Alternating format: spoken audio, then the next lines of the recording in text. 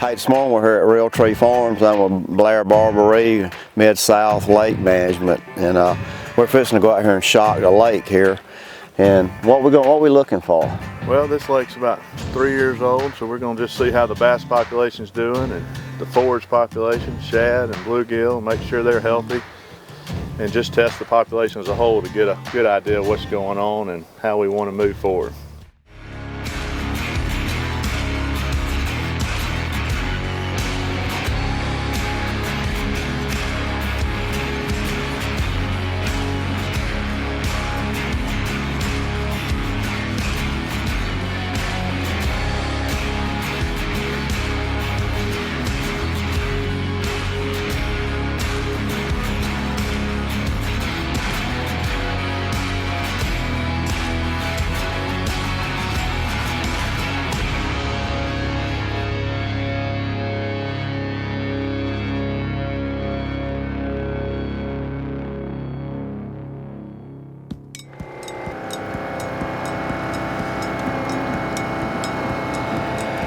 Oh yeah, it's loaded. Yeah, stay clear of that. Still a little cool this morning though. Two can't fly.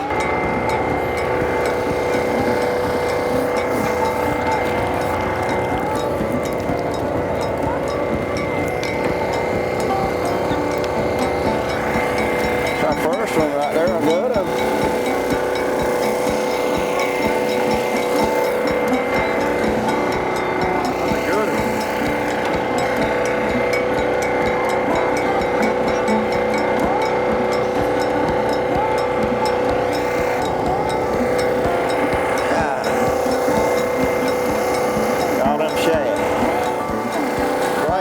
Baitfish right there.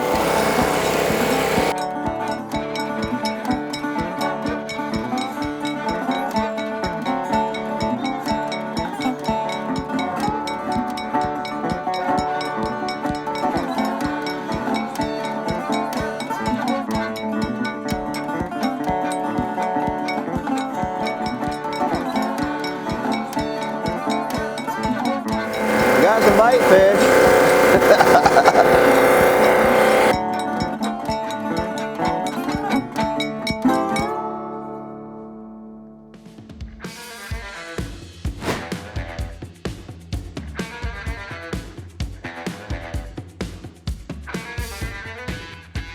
As you can see right here behind me, this landowner, it's fall, he's getting ready for hunting season. The plot's disc, the deer stands are looking good. I've noticed he's got trail cameras out already. He's painting the picture for a buyer.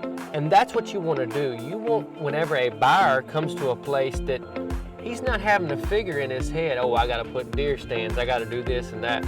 You know, if that's something I do also. You know, I put deer stands on places when I get ready to sell them. I put feeders out, you know, if it's legal in that area. I plant the plots. You know, something to bring up also is, you know, I've heard buyers, they love the fact that a place hasn't been hunted very much. So if you're leasing your place out and we really think it's going to sell in the next couple months, a lot of times I think it's a good idea to maybe pull that lease and have it where nobody's hunting it, because that makes a buyer think, oh, there's a whole age class of deer or turkeys that have not been hunted because there was nobody hunting it last year. It's the little things like this that's going to make your property win over other properties on the market. We usually do it twice a year. We'll do it in the spring and in the fall. It just gives you a good reading on what you got going on in your lakes. Some people do it once a year, but it's good to keep up with it, and you'll know what your balance is on your lake. Yeah, you don't want to use no metal or aluminum handled nets. This fun? Oh, I enjoy doing this.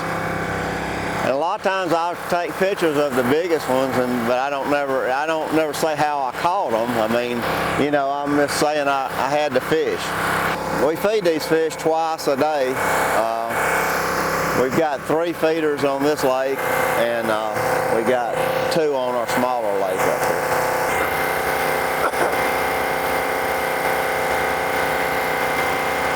Hard to believe though. I mean, I still thought there'd be some in shallow, but they're not. Well, it's really cooled off really the last couple of days. I mean, it's like 48 degrees this morning, but that water temperature is still up. And so them fish are still on their deep water pattern, basically. That's why we're not really getting none out of this shallow stuff. Seems like they're all off these little old humps and all our structure that's in deep water, which you know, you can see all them shad coming up and they're all on that structure too. So they're still kind of on a deep water pattern. That's what would fool you if you come out here fishing, I'd probably be starting off in that shallow water, you know, thinking the way it cooled down, but this water temperature is still up into the 60s, so, you know, the bass are still in that deep water pattern. Something that people, when they want to shock their lake, you know, obviously they go out there and say, hey, you know, well, you didn't shock my big fish, you know, I want to see the biggest fish in there. You're not going. It's a sampling tool, so what we're trying to get is a population as a whole. Sometimes we get a big one, sometimes small, but we can weigh and measure all these fish and figure out the conditions of these bass is really what we're looking for, not necessarily how big they are.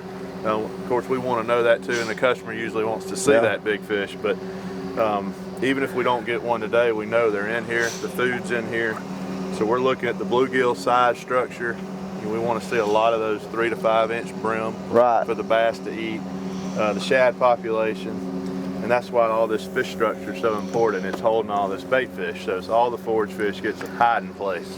Exactly, and we had a ton of shad. Ton of shad, and the bass have places to ambush their prey from. So you may get hung up from time to time, but it's a good thing. So long term. So like you're saying, you're going to measure, you always measure them fish, and then you weigh them. That's so then you got a scale. We've got what we call a relative weight scale, and it's a condition of an individual fish compared to a fish at perfect condition. Right. So we take this fish and we'll weigh it and measure it against a fish in a great environment, and it's a percentile. So we really want to see 100% or greater on some of these well-managed, you know, trophy lakes. So I think we're going to see that today. Anything 90 and above is usually good, but we want to see it pushing that envelope of 100%. So kind of like grades I made in school. You want up there. That's right. Yeah. Right. That's exactly right. Yeah. Not my grade, but your grade. This week's featured property comes from Linn County, Kansas. This 223-acre tract is not only a great investment, but it's an awesome recreational tract. Having a 7-acre deep lake, the property has awesome fishing, an unbelievable campsite, and possible great waterfowl hunting. The fields are currently used for hay production, but could be turned into tillable ground. Also, the large timbered areas hold a lot of game and could have possible timber income. It's connected to larger blocks of timber that could filter plenty of game through your property, so the property has great deer, turkey, and small game hunting, plus possible waterfowl hunting in the 7-acre lake. So if you're looking for a great tract that's not only a good investment, but a great recreational tract, an hour from Kansas City, check out this 223 acres in Linn County. If you like this property or properties like this anywhere in the country, check out realtreeuc.com today. Right now, things are looking good, Roger. Those fish are growing. They're starting to, the second, third generation, we're going to probably have to cull some in a year or so, but the conditions are looking great. So right now, everything's moving forward like it should. So I think if anything, we're lacking a little bit of brim in the 4 or 5 inch range. We may want to kind of watch that next year, next spring. I think the fish are still deep, so we may not be getting those right now. But everything's looking wonderful. I'm excited. I mean, you know, I'm not a biologist, but I looked at them fish and I can tell they're all chunks. So they're all chunks. That's what. The shad population's done really well. We've had a good growing season for them, and they've had multiple spawns, so there's several year classes of them. So we're good going into the winter right now. So, we'll be getting a report to you in 2 weeks, and y'all can look it over and figure out where we need to go from here. Sound good. Appreciate it, buddy. Enjoyed it. Good to see you. Thank you, buddy. Yes, sir.